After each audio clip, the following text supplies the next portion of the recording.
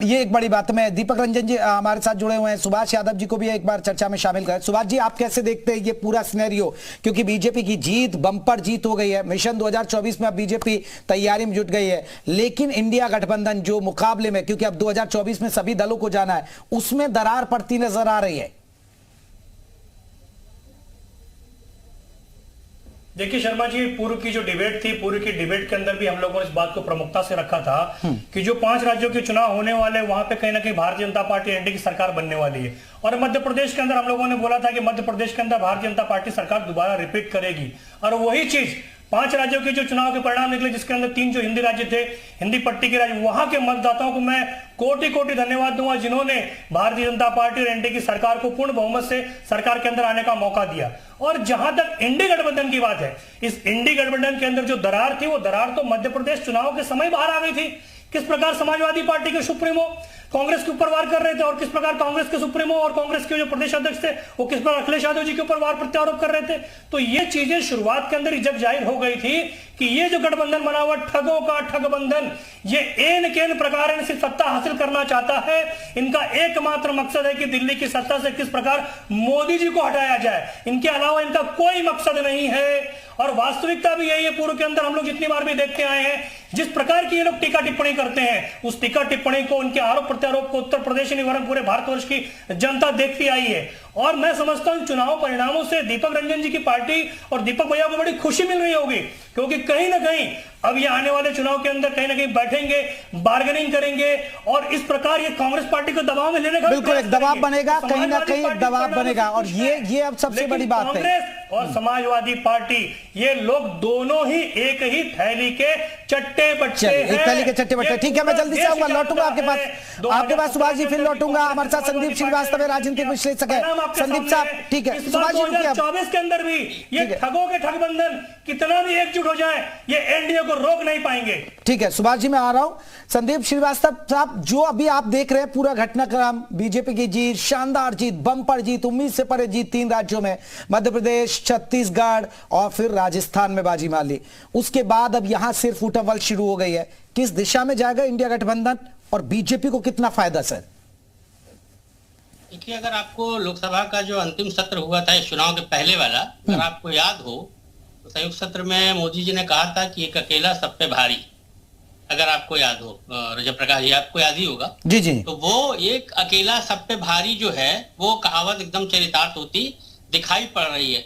मध्य भारत, जिसको कांग्रेस का गढ़ कहा जाता था एक समय में, उसी मध्य भारत ने कांग्रेस को अस्त की तरफ पहुंचाने का काम शुरू कर दिया। मुझे लगता है कि शायद उसकी शुरुआत हो गई है। जो गढ़ कहा जाता था मध्य भारत कांग्रेस का, और जो अन्य पार्टियां थी, जो क्षेत्रीय पार्टियां थी, उनके अगर आप वोट शेयर की बात करेंगे तो चाहे वो आम आदमी पार्टी हो, चाहे वो समाजवादी पार्टी हो, इन सारी पार्टियों को 1% से भी कम वोट मिला है इन सारी जगहों पे।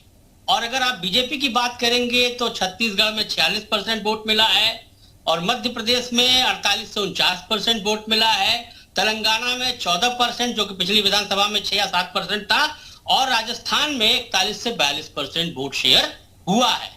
तो ये जो हिंदी पट्टी की बात कही जा रही है, हिंदी पट्टी के जो मध्य भारत का हिस्सा जिसको कहा जाता है, उसमें मध्य प्रदेश और छत्तीसगढ़ में जो पोलराइजेशन कांग्रेस करना चाहती थी, मुझे लगता है कि वो पोलराइजेशन करने में कांग्रेस सफल नहीं हो पाई। और मोदी जो जीत की गारंटी कही जा रही थी, बात कही जा रही है, लगातार ये चर्चा में ये विषय है, मुझे लगता है उस बात को उस हिंदी पट्टी के क्षेत्र की जनता ने स्वीकृति दे दी है कि मोदी से बड़ा नाम फिलहाल अभी कोई उत्तर भारत या मध्य भारत या पूरे भारत की बात कर ले, अभी फिलहाल कोई दिखा नहीं। गठबंधन का भविष्य क्या देख रहे हैं सर आप? गठबंधन का भविष्य आप सारे प्रवक्ताओं ने बता दिया है कि क्या गठबंधन का भविष्य है। आपने अखिलेश यादव का बयान सुन लिया, आपने उमर अब्दुल्ला का बयान सुन लिया, ममता बनर्जी लगातार कह रही है कि वो बैठक में ही नहीं जाएंगी, तो भविष्य तो एकदम क्लियर है। अब ये प्रखर जी जो कह रहे हैं कि ये राष्ट्रीय चुनाव और क्षेत्रीय चुनाव अलग होते हैं, तो मुझे लगता है कि 24 का जो चुनाव होगा, मेरा अपना ऐसा आकलन है, मुझे लगता है कि बीजेपी शायद 350 के ऊपर जाएगी, और ये गठबंधन कहां जाएगा ये मुझे लगता है 24 का चुनाव स्पष्ट कर देगा, क्योंकि इनके में एकजुटता नहीं बन पा रही। अखिलेश यादव लगातार ये कह रहे थे अगर उनसे समन्वय बन जाता तो मध्य प्रदेश, छत्तीसगढ़ और राजस्थान में हो सकता है, जो बीजेपी प्रवक्ता कह रहे थे कि कुछ सीटें बढ़ जाती, लेकिन उन सीटों के बढ़ने के बाद भी आपका गठबंधन बीजेपी के इर्द गिर्द या एनडीए के इर्द गिर्द कहीं खड़ा होता दिखाई नहीं दे रहा। और मुझे लगता है कि बीजेपी की ये जीत 24 की बड़ी जीत में परिवर्तित होती। ठीक है प्रखर साहब, सुना प्रखर साहब, देखिए कहीं ना कहीं है दीपक रंजन जी के अंदर भी मलाल है, और जो मलाल कहीं ना कहीं सपा के नेताओं के बीच भी निकल कर आ रहा है। आप राष्ट्रीय पार्टी हैं, लेकिन राष्ट्रीय पार्टी अब ऐसे है, तो आपको नहीं लग रहा कि अब अगर सीट, एक तो अगर मीटिंग में अभी तो देखना होगा कौन कौन पहुंचेंगे या नहीं पहुंचेंगे, मीटिंग होती भी है तो अब आप लोगों पर दबाव होगा सीट बंटवारे को, अब आपने इग्नोर कर दिया। यहां समाजवादी पार्टी यूपी में तो झुकेगी नहीं आपसे। देखिए, इंडिया गठबंधन की जब बैठक होगी और सब लोग एक साथ बैठेंगे, सब अपनी बात करेंगे, डेमोक्रेटिक अलायंस है, डेमोक्रेसी के लिए हम लड़ रहे हैं, तो हर व्यक्ति अपनी राय तो रखेगा ही, और सब राय रखेंगे, सब बैठेंगे और साथ में मिलकर के 2024 के लिए काम करेंगे और 2024 का चुनाव लड़ेंगे। आप कह रहे थे, अभी मैं राजनीतिक विश्लेषक की बात सुन रहा था, उससे पहले ओम प्रकाश राजभर जी की पार्टी की बात सुन रहा था, तो देखिए ओम प्रकाश राजभर जी तो कभी योगी जी के लिए कुछ बोलते थे, उनकी बात का मैं बहुत सीरियसली नहीं लेता, ना जनता सीरियसली लेती है। अभी एक जो यूपी में जो चुनाव हुआ था उसमें जनता ने दिखा दिया उनको कितना सीरियसली लेती है। रही बात, अभी राजनीतिक विश्लेषक जी बोल रहे थे कि कांग्रेस पार्टी के लिए, तो कांग्रेस पार्टी राजस्थान में 1,56,00,000 वोट पाई है।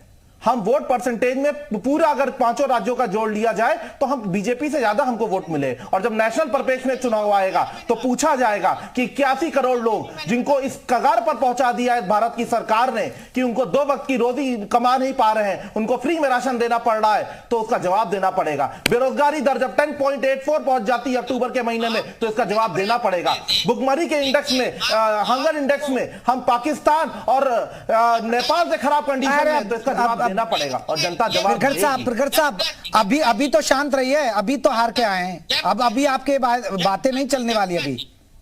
अरे हम देखिए, हार और जीत पैमाना नहीं होता, जनता के मुझ होता है, जनता ने हमको पूरा सपोर्ट किया और बहुत बीजेपी से ज्यादा मात्रा में हमको वोट दिया है। जब नेशनल चुनाव आएगा तो इसका आपको परिणाम दिखाई पड़ेगा।